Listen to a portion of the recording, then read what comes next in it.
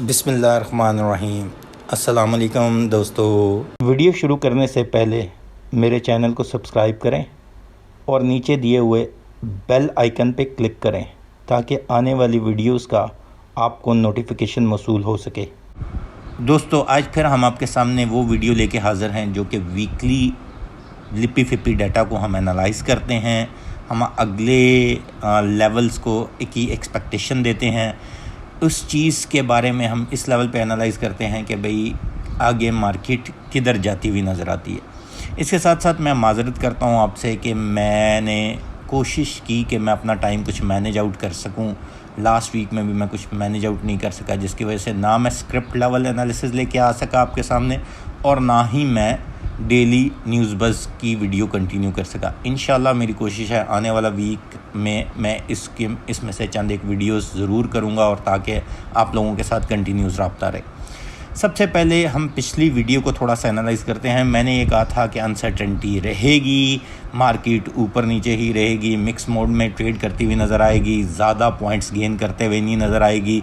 अगर मैं पिछले वीक से इस वीक का मुआवजा करूं तो तकरीबन 300 सवा 300 पॉइंट्स का प्लस हमें नज़र आया है। लेकिन ओवरऑल मार्केट बहुत ज़्यादा मिक्स मोड में रही है और मार्केट ने उसी तरह टॉप सीटर भी पोजीशन दिखाई है कि जिस तरह पहली तो बात यह है कि लास्ट वीक में मार्केट बहुत ओवरसोल्ड में चली गई थी और उसके बाद अल्टीमेटली इस वीक में कुछ गेन हासिल होना था, क्योंकि जिस तरह अदम एतमाद की तारीख जो है वो डिले हो रही है, उस वजह से जो टाइम मिल रहा है गवर्नमेंट को, तो कुछ पॉजिटिव्स इनपुट्स हैं जिसकी वजह से जो है मार्केट ने अपने आप को कुछ स्टेबलाइज़ किया और पॉजिटिव मूव करना शुरू किया। अब हम देखते हैं कि मार्केट अगले वीक कैसी रहेगी और किस तरह परफॉर्म करती हुई नज़र आती है और गवर्नमेंट की सिचुएशन क्या रहेगी। लास्ट वीक की वीडियो तक मैं यही कहता रहा हूँ कि इमरान खान कहीं नहीं जा रहे, मार्केट स्टेबल हो जाएगी जैसे ही अदम एतमाद ओवर होगी और हम अच्छा मोमेंटम लेटर ऑन देखेंगे। लेकिन इस वीक में हम देखते हैं कि क्या पोजीशन बनी है और आने वाले वीक में क्या बनने जा रही है। और इसी तरह इंटरनेशनल जो पोजीशन है यूक्रेन और रशिया की, वो वॉर हेल्ड ऑन है या आप के स्टैग्नेट पोजीशन पे है, लेकिन उसका इम्पैक्ट क्रूड ऑयल के ऊपर और कोल के ऊपर काफ़ी ज़्यादा है, जो कि आपके source of input for energy हैं नंबर ऑफ़ डिफरेंट ऑर्गेनाइजेशन या डिफरेंट प्रोसेसेस के, जिसकी वजह से हम देख सकते हैं कि सीमेंट सेक्टर या दूसरे सेक्टर्स में बहुत ज़्यादा हिट आ रही है। यूक्रेन वाली सिचुएशन तो इतनी ज़्यादा अब्रप्ट नहीं हो रही, उसी लेवल पे तकरीबन खड़ी है, स्टैग्नेंट है, कुछ ब्रेक थ्रू रिक्वायर्ड है। उसके अंदर खसूसन OIC का जो इजलास हुआ उसकी वजह से भी कुछ पॉजिटिव जिटर आए मार्केट के अंदर और मार्केट ने उसे पॉजिटिवली लिया था। उसके साथ साथ पाकिस्तान ने उस इजलास के अंदर ये कहा कि भाई चाइना को सालिस बनाना चाहिए और चाइना ही मसले का सलूशन दे सकता है और कोई नहीं। इसका मतलब है पाकिस्तान पूरी तरह चाइना के पीछे खड़ा हो गया और चाइना ने उसी ही लम्हे या उससे पहले आप देखेंगे कि इमरान खान के हक़ में स्टेटमेंट दी कि इमरान खान के साथ ही हमारा फ्यूचर है या इमरान खान जो है हम इमरान खान की गवर्नमेंट को फुली सपोर्ट करते हैं, जो कि एक पॉजिटिव साइन था। लेकिन अब इमरान खान की क्या स्ट्रेटजी है मेरे नज़रिए के मुताबिक, वो मैं आपको थोड़ा सा बताना चाहूँगा। इमरान खान को नज़र आ रहा है कि Imran Khan is getting blackmail from different parties, मतलब जो इत्तेहादीज़ हैं वो भी इस वक्त अच्छा खेल नहीं पाए। इमरान खान ने 27 मार्च के जलसे में सबकी सियासत को ठप कर देना है। क्यों ठप कर देना है? मेरे कागज़ों में वो इमरान खान शायद एक ऐसा इक़दाम उठाने जाएं जिससे इन पार्टियों की एक्सपेक्टेशन भी नहीं थी। लोगों को ये अपोजिशन पार्टीज़ को ये लगता था कि शायद इमरान खान अपनी गवर्नमेंट बचाने के लिए डू एंड डाई करेगा, लेकिन इमरान खान शायद अब अपनी गवर्नमेंट को छोड़ने के लिए ख़ुद ही रेडी हो जाए। अब वो क्या पोजीशन होगी जो इमरान खान कल अनाउंस करने जाएंगे, मेरे एनालिसिस के मुताबिक इमरान खान कहेंगे मैं लड़ूंगा इनके साथ, मैं कोशिश करूंगा इत्तेहादियों को राज़ी कर लूं, लेकिन मेरा जो तुर्क का पत्ता है वो ये है कि अगर मैं हार गया तो हम री इलेक्शन की तरफ जाएंगे। री इलेक्शन का सलूशन बड़ा सिंपल सा है कि पंजाब से इस्तीफ़े और नेशनल गवर्नमेंट से इस्तीफ़े। इतने ज़्यादा इलेक्शन होंगे कि सदर जो इस वक्त सिटिंग सदर हैं उनको इस्तीफ़ों की भरमार जब नज़र आएगी तो वो इलेक्शन कमीशन को कहेंगे कि इसी तरह केपी की गवर्नमेंट की तरफ से इस्तीफ़े आते हैं कि वो कहेंगे कि अब री इलेक्शन की तरफ जाएं। तो ये एक ऐसा तुर्क का पट्टा होगा जिसके अंदर वो ये कह के जाएंगे, ना मैं सुप्रीम कोर्ट की मिन्नत करूँगा, ना मैं सुप्रीम कोर्ट के पीछे छुपूंगा, ना मैं आर्मी की सपोर्ट लेना चाहूँगा, ना मैं किसी इत्तेहादी की सपोर्ट लेना चाहूँगा, क्योंकि ये सब 2.5-3 साल बैठे रहे और अब जब इन्हें मौका मिला ये ब्लैकमेल करना शुरू हो गए। इनको अगर अपने मफादात हैं, पाकिस्तान का मफाद नहीं अजीज़, तो मोस्ट वेलकम। ये अगर समझते हैं कि जिन लोगों ने 25 से 35 साल हुकूमत की उनके साथ बैठना चाहते हैं तो ये जाके बैठें। अब डाउन द लाइन उससे इम्पैक्ट ये होगा कि सब लोगों को ये पता लग जाएगा कि इमरान खान किसी को गवर्नमेंट चलाने नहीं देगा इसके बाद।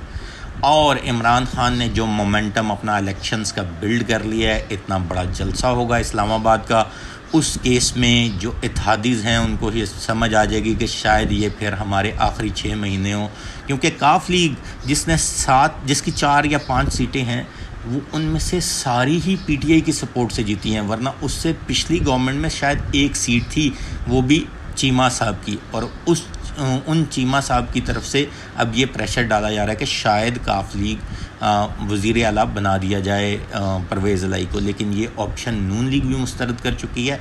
और अच्छा, दूसरे एंड पे ये जब सूरत हाल देखते हैं तो जरदारी साहब के जहन में भी यही डर है कि भाई अगर ये इमरान खान उस एक्स्ट्रा इक़दाम की तरफ चले गए तो प्रॉब्लम ये होगी कि शायद उनसे सिंध की गवर्नमेंट भी आने वाले टाइम में चली जाए, और इलेक्शन अगर अगले 6 महीने में हो गए तो सिंध की गवर्नमेंट का 6 महीने का ड्यूरेशन कम होगा, सब प्री मेच्योर होंगे। ज़्यादातर इमरान खान इस सपोर्ट के ऊपर अगला आने वाला इलेक्शन जीतेगा कि मुझे अमेरिका और अमेरिका के पार्टनर्स ने निकाला, और जो पार्टनर्स हैं वो इस वक्त आपके सामने अराउंड 11 पार्टियां हैं, 2-3 पार्टियां और भी मिल जाएं तो उसके अंदर क्या होगा कि इमरान खान अकेला रह जाएगा और अकेला ये लड़ेगा इलेक्शन और पूरा इलेक्शन स्वीप कर देगा, जिससे सबसे ज़्यादा प्रॉब्लम जो होगी कि अगले 6 महीनों के अंदर अनसर्टेनिटी आ सकती है काफ़ी ज़्यादा। हमें यहाँ वॉइस होना चाहिए। मैं पिछले 3 वीडियोज़ में एक चीज़ कहता रहा हूँ कि जब अदम एतमाद आई या यूक्रेन का अटैक आया, उससे पहले मैंने ये कहा था कि जिन लोगों ने ऑफलोड पोजीशन पहले वीक में कर ली अच्छी बात है, लेकिन अगर कोई नहीं कर सका, मार्केट ने ठीक ठाक बड़े जोल्स लिए हैं, मार्केट जो है अब वो इससे ज़्यादा फंडामेंटल स्क्रिप्ट्स नीचे नहीं जाएंगे। मेरे 2 वीक्स पुरानी वीडियो देखें जो कि लिपी फिप्पी रिपोर्ट थी, जब 42,700 के करीब स्टॉक मार्केट बंद होती है, तो मैंने उन दिनों में ये कहा था कि अब मुझे इससे नीचे ज़्यादा नज़र नहीं आती कि मार्केट जाए, और मैंने ये साथ कहा था कि सिर्फ फंडामेंटली स्ट्रॉन्ग स्क्रिप्ट में रहें, कोशिश करें सीमेंट ऑफलोड कर दें, क्योंकि आने वाला क्वार्टर उनके लिए अच्छा साबित नहीं होने जा रहा, और सीमेंट के अंदर फंडामेंटली स्ट्रॉन्ग स्क्रिप्ट थोड़ा सा ये तज्जिया ज़रूर कर लें कि किसका energy source coal power plant नहीं है, प्रॉबली उनको ज़्यादा इम्पैक्ट नहीं आएगा। जिनका कोल पावर प्लांट है अल्टीमेटली उनको इम्पैक्ट आने के चांसेस हैं। ये तो मैंने पॉलिटिकल सिचुएशन और थोड़ी सी अपनी बात बताई कि कहाँ किस लेवल पे मैंने कहा था। अगर आप ग्राफ भी देखें जो आपके सामने इस वक्त स्क्रीन पे आ रहा है, तो उससे नीचे मार्केट आपको ज़्यादा देर जाती हुई नज़र नहीं आई और सस्टेन नहीं करती। लेट्स से अब इमरान खान चले जाते हैं, एक सिनेरियो हम ये लेते हैं, तो शायद मार्केट 42,000 से नीचे चली जाए। और लेकिन याद रखिएगा कि मार्केट की सिचुएशन जो पॉलिटिकल अनटाइडीनेस है वो यही नज़र आती है कि अगले 3, 4, 6 महीने अगर पॉलिटिकल अनटाइडीनेस रहती है या अनसर्टेनिटी रहती है, तो उसमें यह होगा कि मार्केट आहिस्ता आहिस्ता बेहतर होने चली जाएगी, और निगरान सेटअप जो आएगा उसके अंदर इमरान खान प्रॉबली वापस रिकवर करते हुए आएँ और फिर मार्केट ठीक ठाक ऊपर जाएगी। लेकिन अब इस वक्त जो स्टांस लेने का मौका है वो यही है कि आप फंडामेंटली स्ट्रॉन्ग स्क्रिप्ट में जाएं, जिन स्क्रिप्ट्स की ईपीएस अच्छी आई है लास्ट ईयर से उनको कैप्चर करें। मैं अल्टीमेटली आपसे एक लिस्ट भी शेयर करूंगा आने वाले चंद एक दिनों में, ताकि आप उसके अंदर उन स्क्रिप्ट्स के अंदर अच्छी स्टेक लेकर रहें। बहुत से लोगों ने मेरे से सवाल किया TPTL के बारे में, सिस्टम लिमिटेड के बारे में कुछ लोग अनसर्टेन हुए हैं। मैंने एक ही बात कही है, मैंने सिस्टम लिमिटेड 8 से 4 साल पहले ख़रीदा था, 96 रुपये पे मैंने ख़रीदा था। इसका IPO हुआ था तब भी मैंने अप्लाई किया था, 55 रुपये का IPO हुआ था तब भी मैंने इसे बाय किया था, तो मेरा नाम नहीं निकला था। इसके अगेंस्ट अराउंड आप समझें कि 15 के अगेंस्ट 15/1 की एप्लीकेशन आई थी, इतना ओवर सब्सक्राइब हुआ था उस टाइम। आज से 2017 में इतने ज़्यादा लोग अप्लाई नहीं करते होते थे, अब तो अवेयरनेस काफ़ी होगी।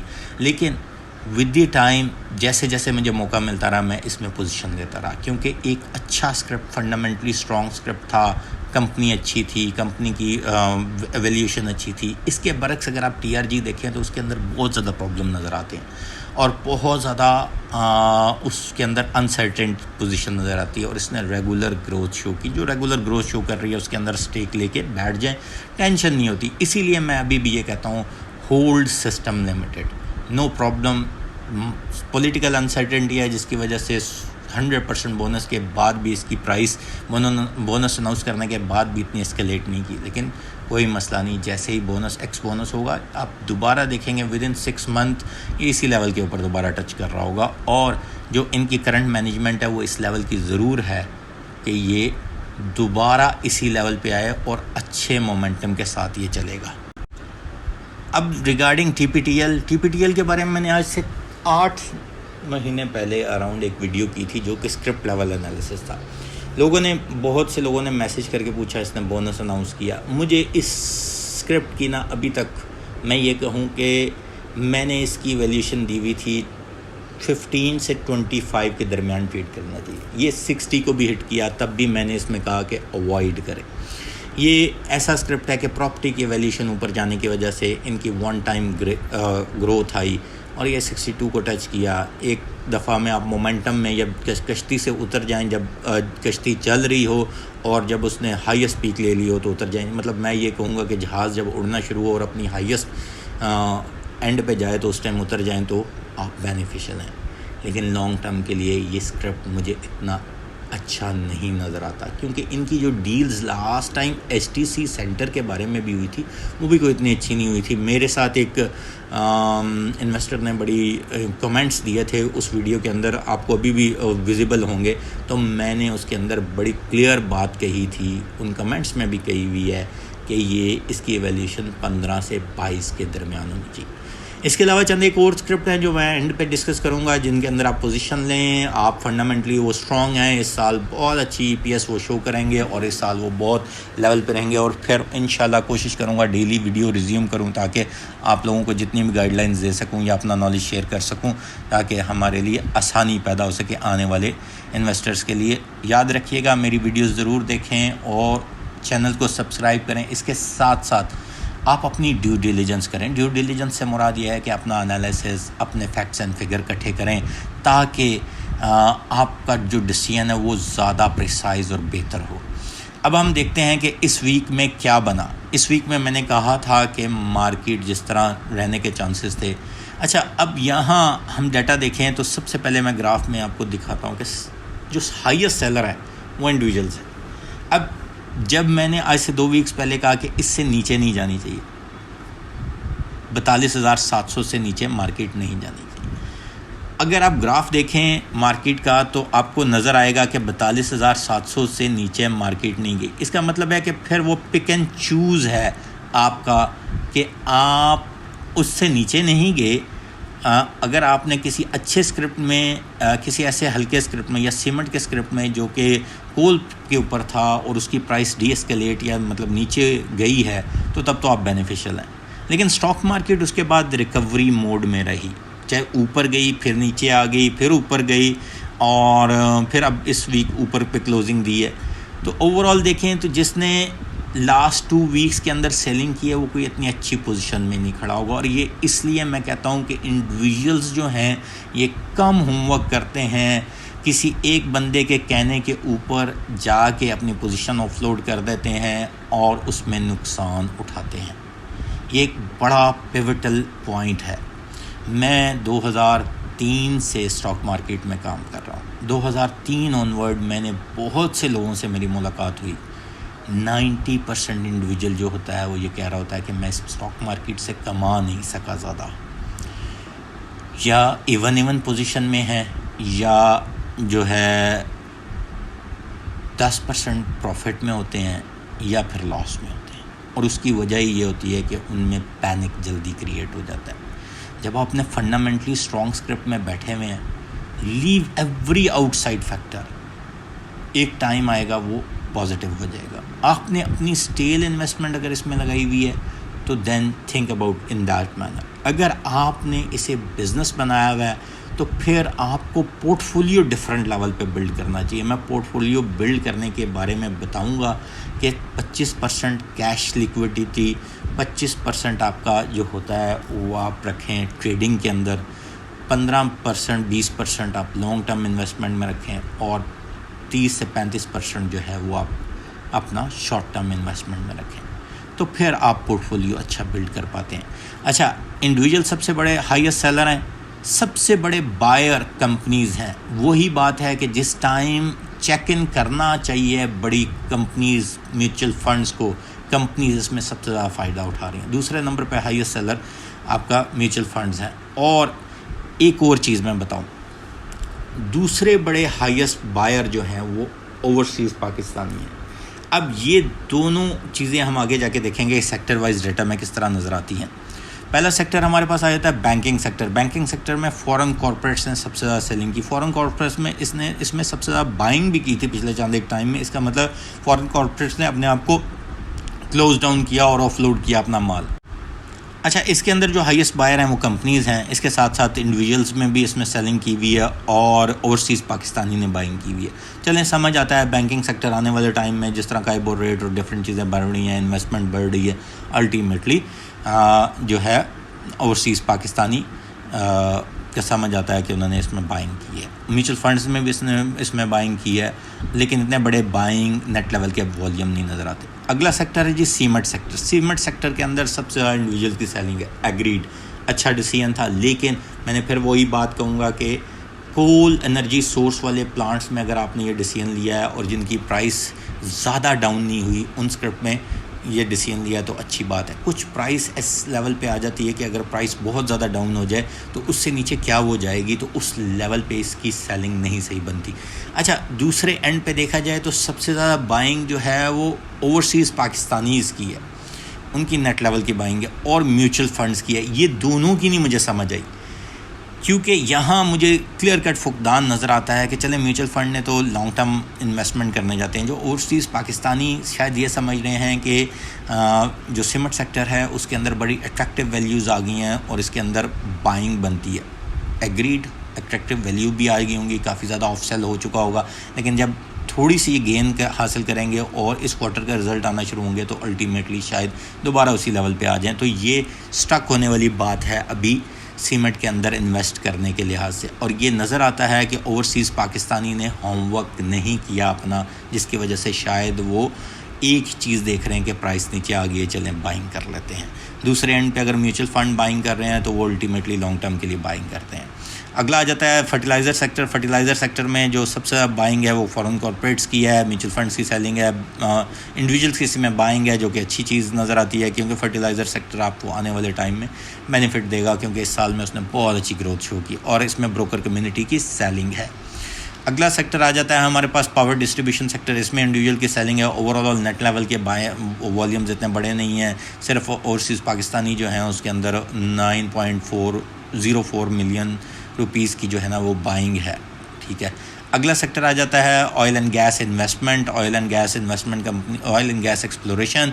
ऑयल एंड गैस एक्सप्लोरेशन जो है उसके अंदर फॉरेन कॉर्पोरेट्स की सबसे ज़्यादा बाइंग है, जिसके अंदर आपको एक न्यूज़ सुनी होगी रिगार्डिंग पाकिस्तान ऑयल रिफाइनरी, जिसके अंदर जो काफ़ी चीप हो चुका था और उसके अंदर इन्वेस्टमेंट की न्यूज़ हैं, जिसकी वजह से अल्टीमेटली हमें नज़र आ रहा है कि इसके अंदर कुछ वॉल्यूम अच्छे लेवल के जनरेट हुए हैं। इंडिविजुअल्स की सेलिंग है, म्यूचुअल फंड्स की सेलिंग है और इसके अंदर ब्रोकर कम्युनिटी की भी सेलिंग है।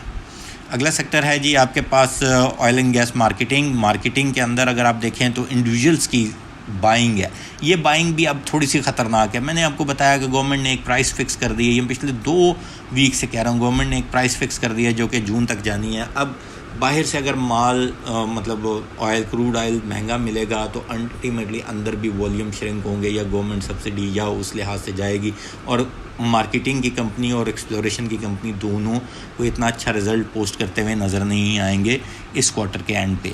तो यहाँ वाइजली इन्हें डिसीजन लेना चाहिए था, लेकिन नज़र आ रहा है कि इन्होंने, लेकिन वॉल्यूम इतने बड़े नहीं हैं जो कि इतनी अलार्मिंग बात नहीं है। ब्रोकर कम्युनिटी की इसमें सेलिंग है। अगला सेक्टर आ जाता है टेक्नोलॉजी सेक्टर। टेक्नोलॉजी सेक्टर में इंडिविजुअल्स की बाइंग है, जो कि एक अच्छी चीज़ है कि अगर इस वक्त लोअर लेवल पे माल मिल रहा है और टेक्नोलॉजी का माल मिल रहा है तो बहुत अच्छी बात है, उसमें बाइंग करनी चाहिए। इसमें ओवरसीज़ पाकिस्तानी की भी बाइंग है। इसमें अगर सेलिंग है तो म्यूचुअल फ़ंड्स की या और फॉरेन कॉर्पोरेट्स। म्यूचुअल फ़ंड्स की मुझे अभी तक स्ट्रेटजी नहीं समझ आ सकी। ये नए प्लेयर हैं म्यूचुअल फ़ंड्स के अंदर, जितनी भी मैनेजमेंट मैंने देखी है या सुनी है वो नए प्लेयर्स के पास है, वो किस तरह खेल रही है। ये जो जितने पुराने प्लेयर्स हैं स्टॉक मार्केट के, वो कहते हैं म्यूचुअल फंड्स आते हैं ऐसे मौक़ों पे जहां मार्केट की वैल्यू चीप होती है, ताकि वो लेटर ऑन उसे सेल आउट कर सके। अगर इसमें अभी सेलिंग पे सेलिंग किए जा रहे हैं तो अल्टीमेटली म्यूचुअल फंड्स कहीं और वेन्यू देख रहे हैं जहां वो इन्वेस्टमेंट करने के बारे में सोच रहे हैं। Could be banking sector. उसके अलावा अगर हम देखें फूड सेक्टर में इंडिविजुअल्स की सेलिंग है, ओवरऑल ब्रोकर कम्युनिटी की इसमें बाइंग है, अदर ऑर्गेनाइजेशन ज़्यादातर इसमें बायर खड़े हैं और इंडिविजुअल्स की सेलिंग है, और वो उसकी रीज़न मैं आपको बता चुका हूँ। आगे देखें टेक्सटाइल सेक्टर में इंडिविजुअल्स की बाइंग है, जो कि एक अच्छी चीज़ है। टेक्सटाइल के लिहाज से मैंने एक फियर ज़ाहिर किया था कि जो यूक्रेन की जंग है और इमरान खान का जो स्टांस था, प्रोबेबली यूरोपियन ऑर्डर्स कुछ टेक्सटाइल कंपनी को हिट करने जा सकते हैं। फ़ॉरेन ओवरसीज़ पाकिस्तानी की सेलिंग है, लेकिन कंपनीज़ की सेलिंग है। ओवरऑल अगर देखा जाए तो ये इवन सेक्टर है। कुछ अच्छी कंपनियां जिसके अंदर आप पोजीशन लें तो आपको बड़ा बेनिफिट हो सकता है, क्योंकि इस गवर्नमेंट की दौर में हाईएस्ट एवर एक्सपोर्ट्स वॉल्यूम आपने जनरेट किए हैं पाकिस्तान की हिस्ट्री में। अब उससे अगला सेक्टर आ जाता है अदर सेक्टर के अंदर कंपनीज़ ने बेशुमार बाइंग की और इंडिविजुअल्स ने बेशुमार सेलिंग की। 564.24 जो है वो मिलियन रुपीज़ नेट लेवल की बाइंग है, और इंडिविजुअल्स की 540 मिलियन रुपीज़ की नेट लेवल की सेलिंग है। ओवरऑल अगर देखा जाए तो ये सेक्टर ऐसा है जिसके अंदर बड़े डिफरेंट, वो कहते हैं ना मिक्स एचआर टाइप सेक्टर है, जिसके अंदर ऑटो आ जाता है, केमिकल आ जाता है, जिसके अंदर आपका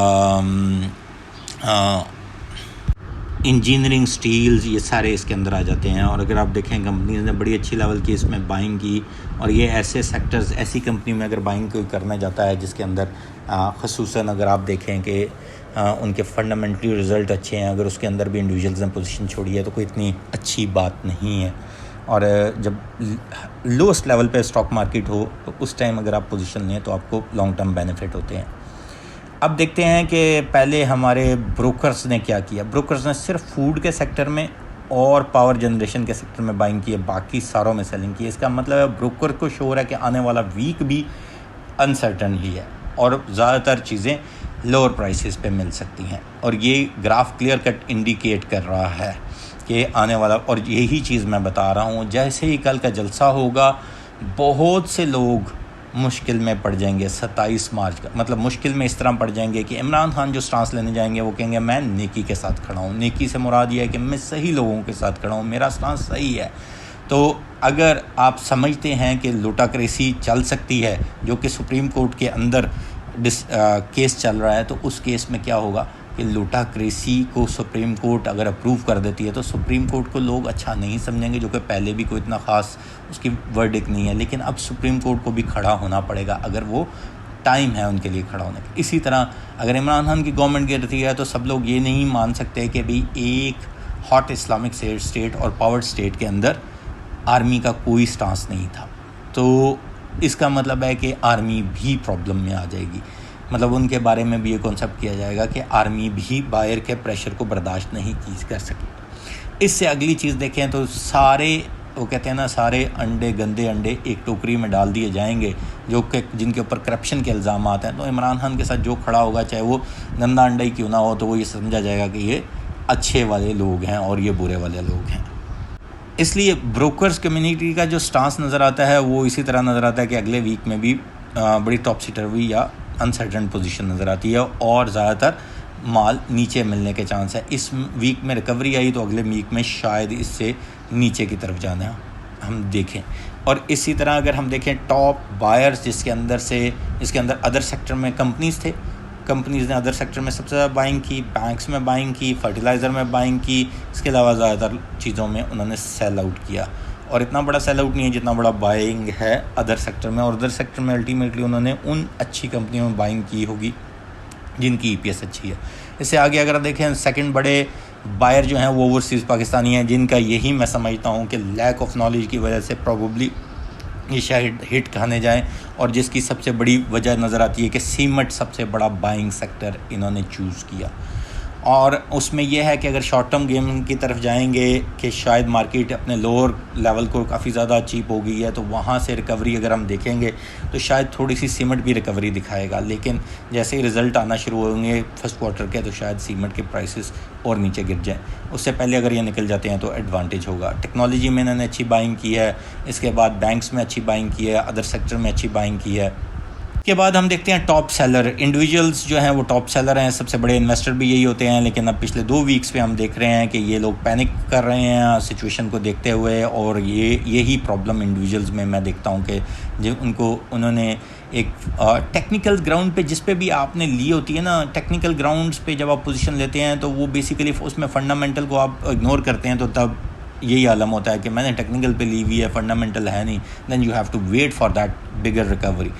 अगर एक चीज़ काफ़ी बढ़ गई है उसके अंदर आप दोबारा कदम रखने जाते हैं थोड़े से प्रॉफिट के लिए, तो अल्टीमेटली अपने आप को रिस्क के लिए, बहुत बड़े रिस्क के लिए ओपन कर रहे हैं। जिसकी एक मिसाल मैं यूजुअली ये कहता होता हूँ कि भाई जिस तरह सर्विस लिमिटेड ऊपर गया और जो बाद में GTAC बनी और वो 53 रुपये पे भी लोग कह रहे थे 100 रुपये का हो जाना है। भाई पहले ही वो 5 रुपये से चल के 53 रुपये पे आ गया, अब दोबारा वो 5 रुपये पे आ गया। इवन दो मैंने अपनी जो इंडिविजुअल वीडियो की उसके अंदर मैंने क्लियर कट बताया कि ये 10 रुपये से नीचे मिलेगा। इसके अंदर अगर आप सब्सक्राइब भी करते हैं शेयर तो ये 10 रुपये से नीचे मिलेगा।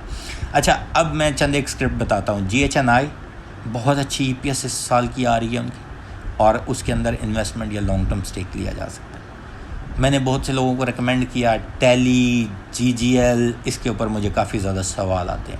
टैली का रिकमेंडेशन आप मेरी जितनी दफ़ा देख लें, मैंने उसके अंदर फंडामेंटल ग्राउंड्स के साथ साथ मैंने एक चीज़ बताई थी। मैंने कहा फंडामेंटली ये अपनी PE से पहले ही बहुत ज़्यादा एस्केलेट कर गया हुआ है, लेकिन इसके अंदर जो न्यूज़ है वो है सुपरनेट की। और जैसे ही सुपरनेट आपका स्टॉक मार्केट में रजिस्टर होगा, आप टैली को अच्छा परफॉर्म करते हुए देखेंगे। अब अगर हम इस चीज़ को देखें, इसके साथ साथ GGL को देखें, तो GGL का भी यही प्रॉब्लम है। वो गनी ग्लोबल केमिकल जो उसकी कंपनी आ रही है, गनी केमिकल इंडस्ट्रीज़ लिमिटेड, तो उसके अंदर जो शेयर आने जा रहे हैं स्टॉक मार्केट के अंदर, उन्होंने जनवरी में मांगा था कि हम लोग 3 से 4 महीने लेंगे। अब इसका मतलब है 2 महीने तो गुजर गए, तो प्रोबेबली अप्रैल में या मई में हम देखेंगे कि वो रजिस्टर होने जाएगी। उस लिहाज से पहले ही इन्होंने डिले किया, वहाँ से इसकी प्राइस थोड़ी सी टूटी। अभी जिस प्राइस पे है, ये एक ऐसी कंपनी है जो इस प्राइस पे नहीं ट्रेड होनी चाहिए। इन्होंने हमेशा ही शेयर होल्डर को कुछ ना कुछ दिया है, तो मैं ये देखता हूँ कि यहाँ से ये एक अच्छी प्राइस पे रिकवरी शो करते हुए नज़र आएगा। फंडामेंटली बेहतर स्क्रिप्ट है। Over the last 3 to 4 year इन्होंने बहुत अच्छा परफॉर्म किया हुआ है, तो मैं ये देखता हूँ कि ये स्क्रिप्ट बड़ी जल्दी रिकवर करेगा। इसमें पेशेंस रखने की बात है। इंडिविजुअल्स को मैं बारहा ये कहूँगा कि जब आप अपने एक चीज़ के ऊपर स्टांस लेके, एक फंडामेंटली चीज़ के ऊपर स्टांस लेके एक पोजीशन लिया है, तो उसके अंदर रहें तब तक जब तक वो चीज़ होती नहीं है। बाकी इंशाल्लाह अल्लाह ताला मदद करता है और चीज़ें आपकी एक्सपेक्टेशन, आपके होमवर्क के मुताबिक होना शुरू हो जाती हैं। स्टॉक मार्केट के बारे में मैं सिर्फ इतना बताता चलूँ, आने वाला वीक जो मुझे नज़र आता है वो शायद ज़्यादा अनसर्टन हो, और क्योंकि सुप्रीम कोर्ट इसी तरह के बयानात देता रहेगा। जैसे ही उसमें चलेगी समात, प्रॉबली 1 या 2 तारीख को फ़ैसला आएगा और वो फ़ैसला सारी चीज़ें बताएगा। अगर वो गवर्नमेंट के अगेंस्ट आ जाता है तो प्रॉबली इमरान खान जो है ना, अपना दूसरा कार्ड जो तुर्क का पत्ता कल शो करने जाएंगे, जिसके बारे में मेरी एक्सपेक्टेशन ये है जो मैंने आपसे ऑलरेडी शेयर कर दी है, तो शायद फिर उस तरफ जाए और फिर काफ़ी ज़्यादा अनसर्टेनिटी है। लेकिन अगर सुप्रीम कोर्ट को भी ये शो करना है कि वो भी बिकने बकाने या लुट्टा कृषि को सपोर्ट नहीं करती, और फिर आर्मी को भी down the line hidden mode में, क्योंकि आर्मी ने अपने आप को काफ़ी ज़्यादा न्यूट्रल शो करने की कोशिश कर ली है, लेकिन तो उनको भी कुछ ना कुछ इसी तरह की चीज़ें शो करनी पड़ेंगी। ओवरऑल स्टॉक मार्केट को मैं अनसर्टेनिटी में देखता हूँ, लो वॉल्यूम्स के साथ देखता हूँ। मंडे, ट्यूसडे, वेडनेसडे हम यही देखेंगे कि मार्केट ऊपर जाती है, फिर नीचे आ जाएगी, और अनसर्टेन और मिक्स मोड में चलने के चांसेस हैं, जिसे आप रेंज बाउंड भी कह सकते हैं। शुक्रिया दोस्तों, चैनल को सब्सक्राइब करना मत भूलिएगा। अल्लाह हाफिज़।